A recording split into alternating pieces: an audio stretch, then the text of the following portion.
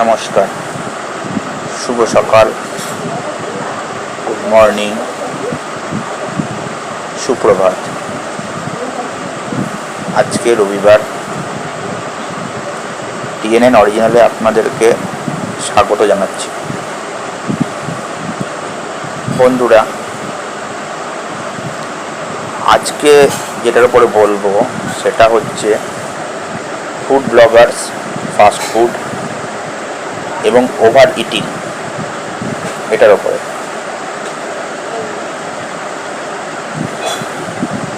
আমি তো কদিন আগে ফুড ব্লগারের ওপর বলেইছি, তারপর গতকাল আমি বলেছি হচ্ছে ফাস্ট ফুড সেলারদের ওপরে।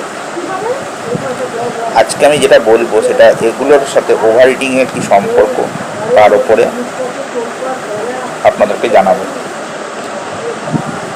আচ্ছা, আমি যেটা বলতে চাইছি যে আমরা কিন্তু দিনে একবারই খাওয়ার উচিত মানুষের, এবং সূর্যালোকের মধ্যে, এবং অবশ্যই শাকাহারী ভোজন করা উচিত সুস্থ শরীরের জন্য, কারণ আমরা শরীর তাজা ডিএনএ তৈরি, এবং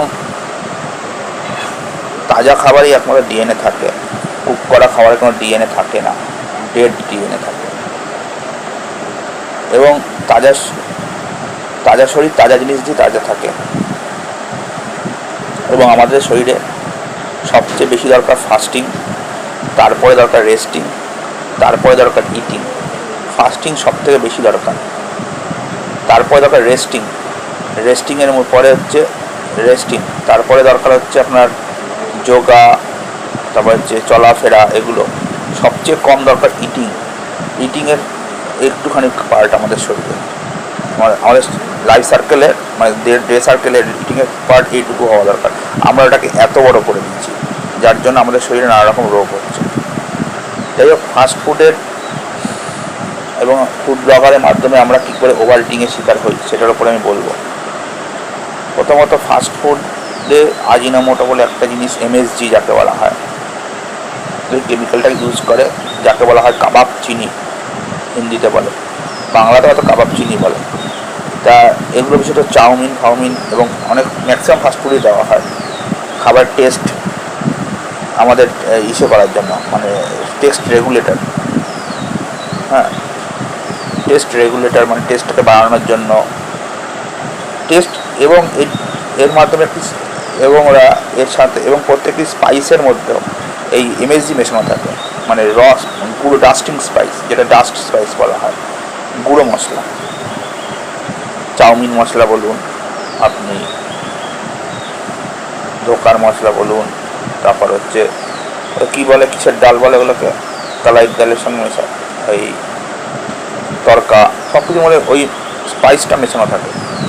সেটা আমাদেরকে উল্লেখ করুক পেপারের পিছনে বা না, প্রত্যেকটি মশলাকে যদি আপনি ল্যাবে টেস্ট করেন, এই মশলাটি আপনি পাবেন খোঁজ।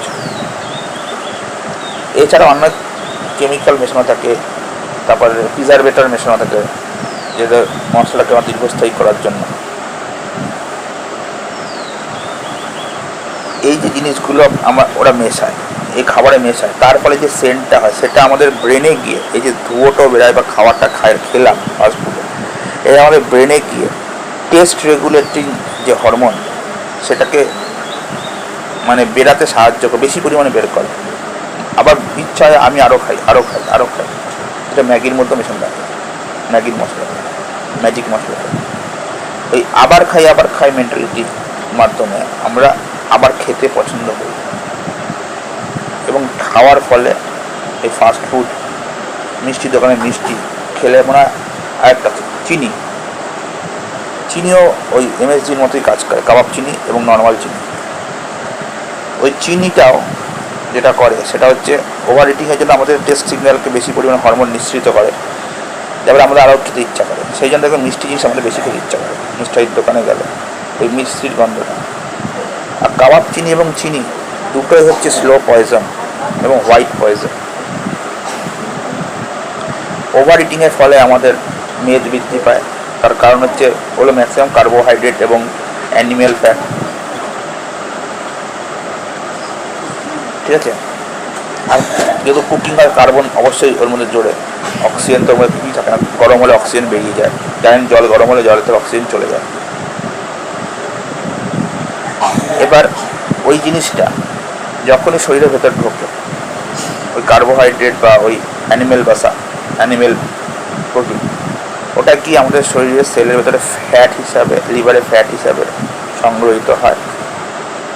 যখন ইউজ হবে গ্লুকোজ তখন ছাড়ার মধ্যে, তার জন্য আমাদের ইনসুলিন প্রচুর পরিমাণে ছাড়ে। এর ফলে ব্লাডে শরীরের সেলগুলোতে ইনসুলিন রেজিস্ট্যান্স শুরু হয়। ইনসুলিন রেজিস্ট্যান্স, সেলগুলো ইনসুলিন নিতে চায় না, ইনসুলিনকে রেজিস্ট্রেট করে, ফলে আমাদের শরীরের মধ্যে সুগার লেভেল বৃদ্ধি পায়। ডাক্তাররা এটাকে হেরিডিটি বলে, বংশ পরম্পরায়। এটা পুরোপুরি মিথ্যে কথা, এবং এটাও মিথ্যে কথা যে সুগার রোগ সারে না, এটা পুরোপুরি মিথ্যে কথা। ঠিক আছে, আমাদের মেন্টালিটির দ্বারা সুগারটা ক্রিয়েট হচ্ছে, আপনি বুঝতে পারছেন। এই যে চা খাওয়া, মিষ্টি খাওয়া, ফাস্টফুড খাওয়া, কচুরি খাওয়া, ঘুগনি, এই যে ঘটনাগুলো খাচ্ছে, এর ফলে কিন্তু আমাদের খিদে বৃদ্ধি পায়। খিদে বৃদ্ধি পেলে কী জানেন, খিদে এটা ন্যাচারাল খিদে না, এটা কিন্তু আর্টিফিশিয়াল খিদে। আর্টিফিশিয়াল খিদে কিন্তু আমাদের শরীরে বৃদ্ধি পায় তখন কিন্তু আমরা অস্বস্তিও বোধ করি না, কিন্তু খিদে পায়।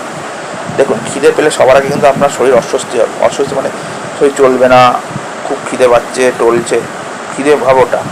আরেকটা খিদে হচ্ছে আপনার শরীরে কোনো অস্বস্তি নেই, ন্যাচারাল খিদে নয় এটা। এই খিদেটা আপনার শরীরে ক্ষতি করবে, ওটা ওই খাওয়ার ওটা হচ্ছে অতি খোরাকের পরিণতি। আজকে আপনার শরীরে এরকম করে এসে পড়ছে, সেটা আপনার ওই খিদেটা আপনার ব্রেন বলছে, শরীর কিন্তু বলছে না। শরীর কিন্তু আপনার টেংলেন্ড হচ্ছে না, ব্রেন বলছে আমাকে খেতে দেয়। তখন আপনি খাচ্ছেন টেস্টের জন্য, টেস্ট পাওয়ার জন্য, সেইটাই আপনার শরীরে ক্ষতি করছে, মারাত্মক লেভেলে ক্ষতি করছে, গ্যারান্টি দিয়ে বলতে পারি। এবং এটা ওভার ইটিংয়ের ফলেই হচ্ছে। এবং এই ফাস্ট ফুড, এই জিনিসগুলো ওভার ইটিং করানোর জন্য 99.99% নয়, 100-200% দায়ী। ঠিক আছে, আমাদের শিক্ষা ব্যবস্থায় কোনো মঠ মন্দিরে বাবাজিরা এইসব বলেই না যে এরকমভাবে ক্ষতি করতে পারে। পনির আরও ক্ষতিকারক জিনিস। ঠিক আছে, এটা হচ্ছে একটি ছোট ঘটনা বললাম, এটা আমি পুরোপুরি সিরিজ আমি চালাবো। আমি চাই আপনাদের মতো সাধারণ মানুষরা আমাদের সাথে যোগ দিন। ভারতবর্ষকে diabetes, heart disease, kidney disease, liver disease এবং সমস্ত ডিজিজ থেকে মুক্ত করতে আমার সাথ দিন। এবং সবচেয়ে বড় জিনিস, ডাক্তার এবং ফাস্টফুড ইন্ডাস্ট্রি এবং ফার্মাসিউটিক্যাল ইন্ডাস্ট্রি এই মেলবন্ধনটাকে ভাঙতে আমাদের সাহায্য করুন। নমস্কার।